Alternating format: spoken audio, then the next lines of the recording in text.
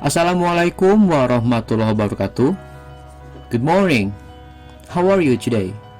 Students, today we are going to learn chapter 6 part 2. Hari ini kita akan melanjutkan bagian bab 6 part 2, part 2-nya. Nah, anak-anak, sebelum lanjut, pastikan kalian sudah mengisi link daftar hadir dan juga kalian sudah subscribe channel ini. So students, let's get started.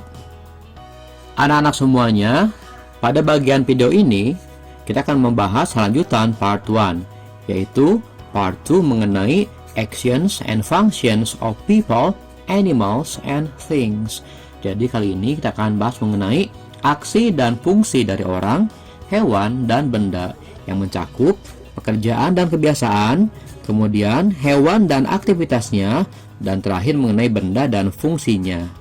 Dan anak-anak, pada kalimat-kalimat part 2 ini, kita akan menggunakan bentuk simple present beserta pronouns atau kata gantinya. Maka itulah kenapa Bapak sampaikan dulu materi pronouns dan simple present, karena akan dipraktekkan pada bagian part 2 atau bagian part 2 ini. Baik, untuk poin 1 alias mengenai pekerjaan dan kebiasaan, kalian silahkan dulu amati video percakapan antara dua siswa berikut ini.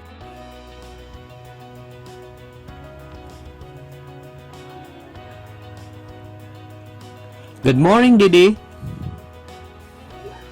Good morning, Yusef. Do you always go to school with your father? Yes, I do. What about you? My mother usually drives me to school. What does your mother do? My mother is a chef. She cooks various dishes every day. What does your father do? My father is a teacher. He teaches at a senior high school. Anak-anak semuanya, pada percakapan tadi kita menemukan beberapa kalimat-kalimat pertanyaan dan cara menjawab mengenai pekerjaan dan kebiasaan. Contohnya, what does your mother do? Apa pekerjaan ibumu? Kemudian apa tadi jawabannya? My mother is a chef. Ibuku adalah seorang juru masak. She cooks various dishes every day. Dia memasak berbagai sajian setiap hari. Lalu tadi pun ada kalimat mengenai my father is a teacher. Ayahku adalah seorang guru. He teaches at a senior high school. Dia mengajar pada sebuah SMA. Nah, itulah cara bertanya dan menjawab mengenai pekerjaan. Lalu bagaimana kalau kita ingin bertanya kalimat apa pekerjaanmu? Maka kalimatnya menjadi what do you do? What do you do? Atau apa pekerjaanmu? Kemudian apa jawabannya? Kalau kalian jawabannya adalah I am a student. I am a student. Saya seorang siswa. Kalau Bapak, I am a teacher. Saya adalah seorang guru. I am a teacher. Saya seorang guru. Kemudian tadi pun ada kalimat mengenai cara menanyakan kebiasaan dan menjawabnya. Contoh ada kalimat tadi ya. Begini kalimatnya. Do you always go to school with your father? Apakah kamu selalu pergi ke sekolah dengan ayahmu? Nah, kita menambahkan kata selalu untuk menanyakan kebiasaan menggunakan kata always. Ya, jadi kata always adalah selalu. Kemudian ada kalimat my mother usually drives me to school. Ibuku biasanya mengantarku ke sekolah dengan mobil. Nah, ada kata usually, biasanya. Jadi kata always dan usually itu adalah kalimat-kalimat yang suka digunakan dalam kalimat yang merupakan rutinitas atau kebiasaan. Bagaimana kalau kita ingin bertanya mengenai kebiasaan orang lain? Nah ini, misalnya, does she usually go to school with her father? Does she usually go to school with her father? Apakah dia biasanya pergi ke sekolah dengan ayahnya? Maka jawabannya bisa yes she does atau no she doesn't. Nah anak-anak semuanya, kalimat-kalimat yang ditampilkan pada bagian ini adalah kalimat-kalimat simple present yang mana menggunakan do, does, dan lain-lain. Diharapkan kalian masih ingat bentuk dan fungsinya. Kalaupun kalian lupa atau kalau kalian tidak ingat atau ingin membaca kembali, silahkan cek video yang dibuat pada minggu lalu atau kalian cek rangkuman yang sudah kalian tulis pada buku tulis kalian. Oke, lanjut ya. Baik anak-anak, inilah bentuk kalimat bertanya dan memberikan informasi mengenai pekerjaan. Kalian bisa mengatakan, what you do? Apa pekerjaanmu? Maka mungkin jawaban yang kalian bisa katakan adalah seperti I am a student. Saya adalah seorang siswa. Bagaimana jika kalian menanyakan pekerjaan ayah teman kalian atau pekerjaan ibu teman kalian? Maka gunakan what does. Misalnya, what does your father do? Apa pekerjaan ayahmu? Nah, kemudian bagian bawahnya ada mengenai cara menyampaikan atau menyebutkan atau menyatakan pekerjaan seseorang. Misalnya, my father is a teacher.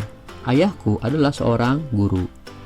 Kemudian kalian bisa menambahkan informasi mengenai kegiatan yang dia kerjakan dalam pekerjaannya. Misalnya, he teaches at a senior high school. Dia mengajar di sebuah SMA. Berikutnya adalah bentuk kalimat bertanya dan memberikan informasi mengenai kebiasaan. Untuk bertanya kebiasaan, biasanya kita menggunakan kalimat berawalan do you always atau do you usually, atau mungkin does he usually atau does he always, tergantung subjeknya.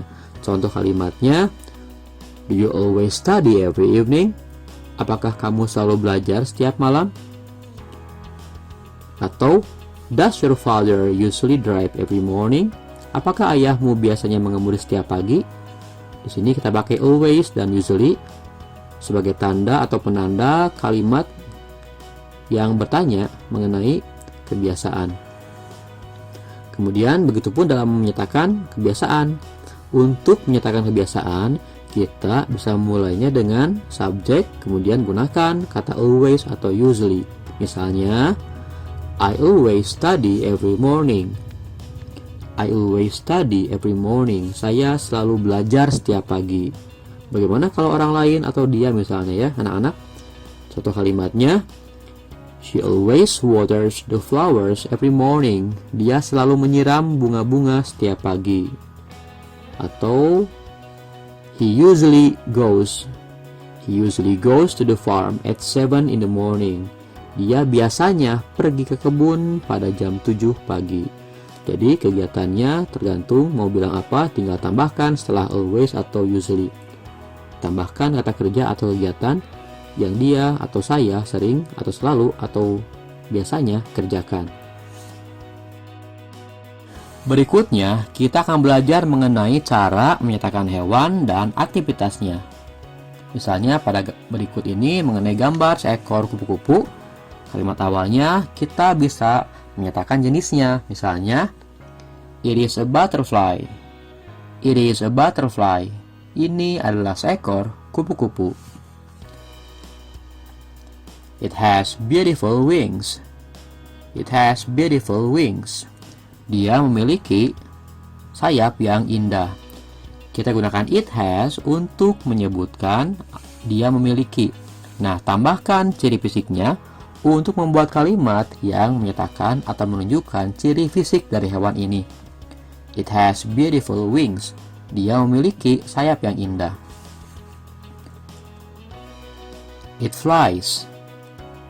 Nah, kita bisa menyebutkan kebiasaan atau aktivitasnya dengan menggunakan kata ganti it atau dia untuk hewan yang jumlahnya tunggal atau satu, dan tambahkan kata aktivitasnya, misalnya flies.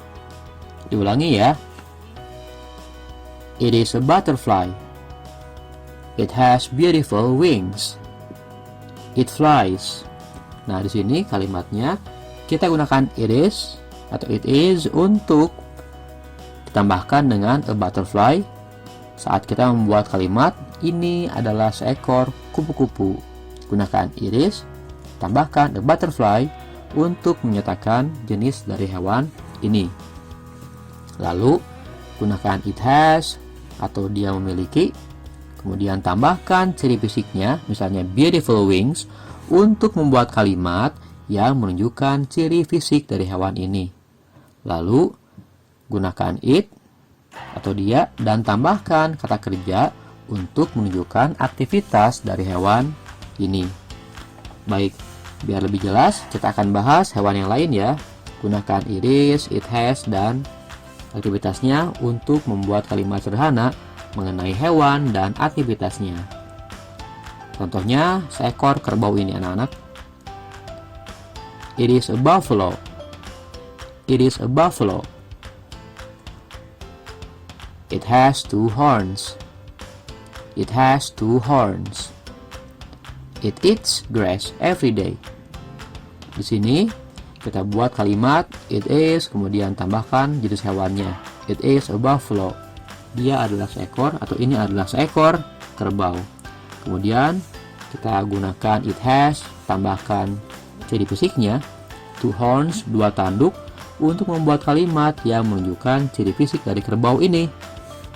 Lalu, saat kita ingin membuat atau menyatakan aktivitasnya, gunakan it dan tambahkan eats grass every day untuk menyebutkan kebiasaan dia yang makan rumput setiap hari. It eats grass every day. Baik, sekali lagi ya.